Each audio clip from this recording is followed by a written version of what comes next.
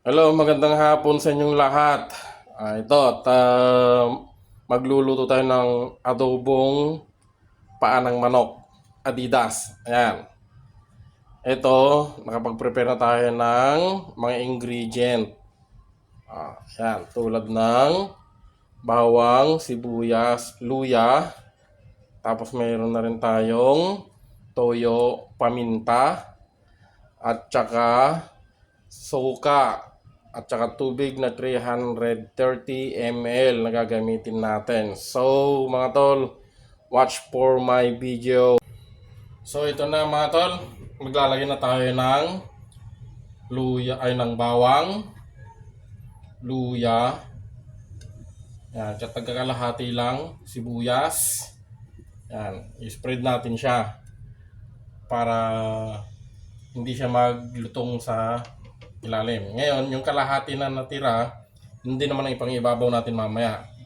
Tapos ilalagay na natin yung panang manok. I-arrange natin siya sa isa. Yan. Para maganda yung presentation niya. Yan mga tol. Yan. Kung makikita nyo, medyo malalaki ngayon yung panang manok. Ayan. Matataba siya. Yan mga tol.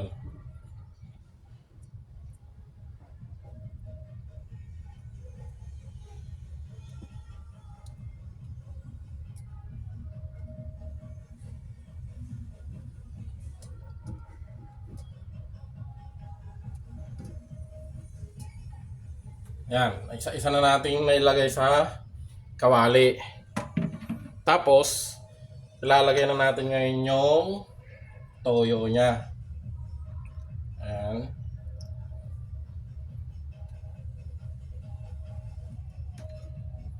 Tapos ilalagay na rin natin yung natirang sibuyas at saka bawang at saka luya.